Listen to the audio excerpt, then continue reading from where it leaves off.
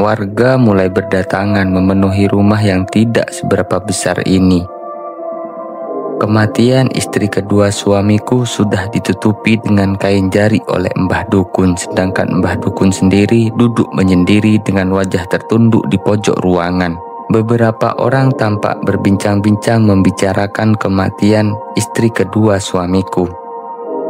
Bagaimana tidak, rupanya calon janin istri kedua suamiku sudah keluar dengan usus indah yang juga ikut keluar. Entah bagaimana bisa, aku juga sangat penasaran. Aku mendekati Mbah Dukun yang duduk diam sejak tadi, ingin menanyakan apa yang sebenarnya terjadi. "Mbah, boleh saya bicara sebentar?" tanyaku pelan, yang membuat wanita itu menoleh ke arahku. Wajahnya seperti sangat pucat dengan tangan yang gemeteran. Rasa penasaranku semakin menjadi melihat dia yang seperti itu. Apa yang terjadi kepada Indah? Sebenarnya dia meninggal. Kenapa bisa sampai seperti itu? Tanyaku. Wanita itu meneguk ludahnya susah payah dengan jemari yang memainkan ujung bayu kebaya kuno yang dia kenakan. "Sumpah demi Gusti, Mbah ndak tahu kenapa saat Mbah pergi mengambil minyak menekan janinnya agar keluar tanpa dijankan oleh Indah, dia sudah seperti itu saat Mbah kembali."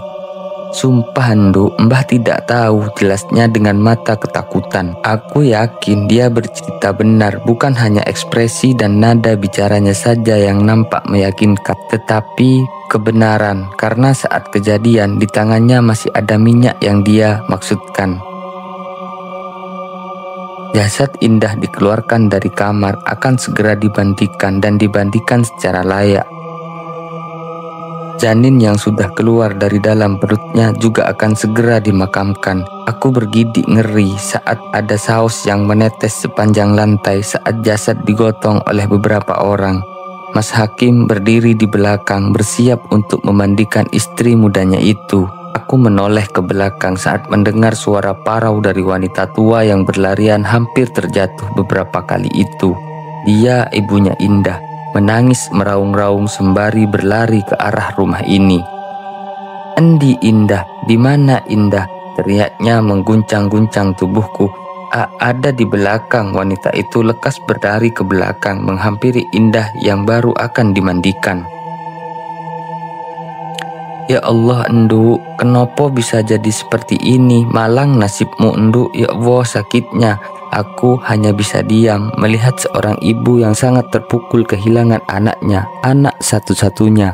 Dia memeluk Indah yang sudah diletakkan di atas meja, juga dengan bayinya yang sudah tidak bernyawa. "Ya Allah, dulu dia aku yang mandikan, aku gendong dengan kasih sayang. Kenapa nasibnya sekarang seperti ini? Indah, genduk bangun."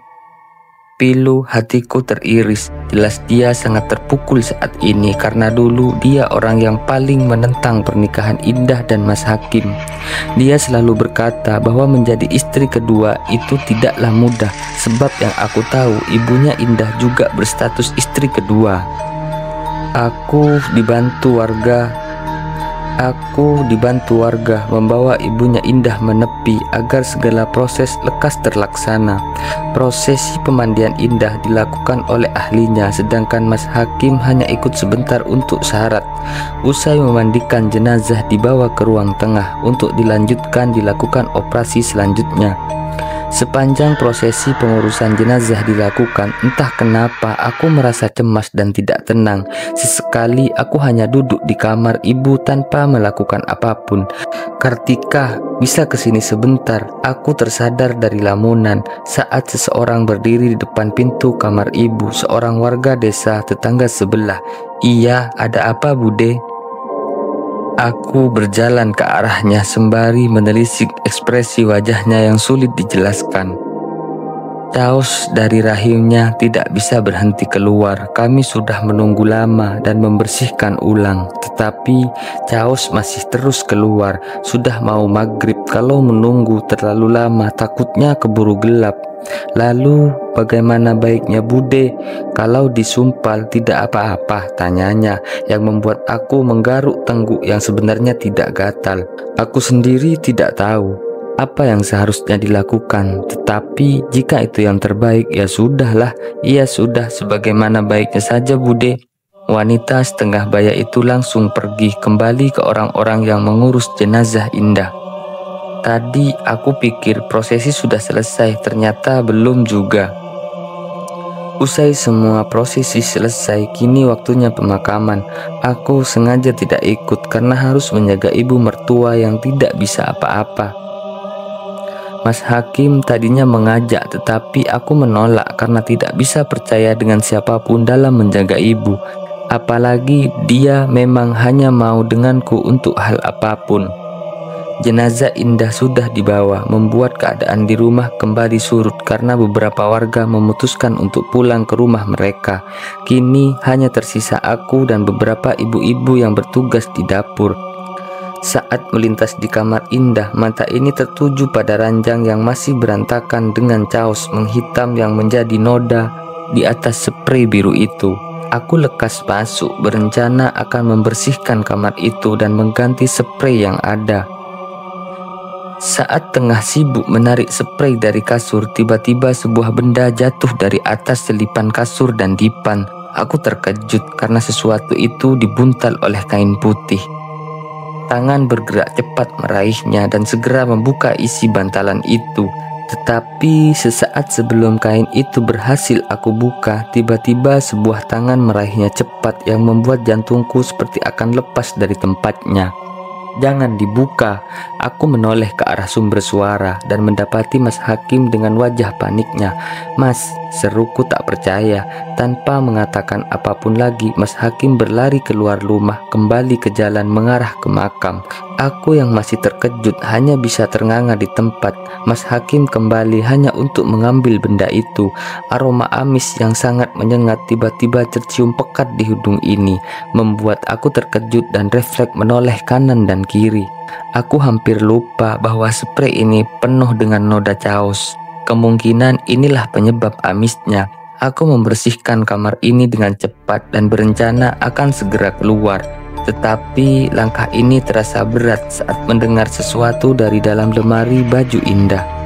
Ada perasaan aneh yang mendera hati. Logika seolah mengatakan harus mengabaikan, tetapi hati ini ingin mendekat. Kaki melangkah sendiri tanpa aku kendalikan saat suara di dalam lemari itu semakin terdengar kencang. Tangan pun refleks ikut bergerak membuka pintu lemari dengan cepat. Saat itulah aku dikejutkan oleh sosok bayi yang masih lengkap dengan ari-ari yang menempel di tubuhnya. Allahu Akbar. Aku mengedipkan mata beberapa kali membenarkan apa yang aku lihat itu. Sosok bayi yang tampak baru lahir dengan genangan caos itu bergerak patah-patah dengan mengeluarkan suara aneh seperti erangan serak. Semakin lama sosok bayi itu bergerak cepat dengan mata yang semakin lebar terbuka. Menatapku beberapa saat kemudian melompat cepat ke arahku dari dalam lemari. Aku yang terkejut berteriak kencang dengan tubuh yang terjungkal ke belakang. Aku memejamkan mata karena merasa sosok bayi itu ada di wajahku saat ini. Saat aku mematung dengan nadi yang berdenyut cepat, tubuh ini kembali dikejutkan oleh sesuatu yang saat ini aku timpali.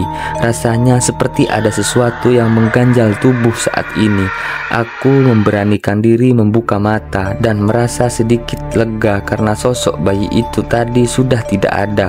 Rasa penasaran dari sesuatu yang saat ini ada di belakangku membuat kepala ini akhirnya menoleh ke belakang. Jantungku seperti akan meletup saat melihat sosok Indah dengan wajah hancur dan bibir yang menyeringai seram, memangku tubuhku dengan tangan melingkar di leher. Bibirku keluh, tidak bisa mengatakan apapun. Tubuh pun ikut membeku, hanya gigilan hebat yang ada saat ini. Lanjut di episode berikutnya.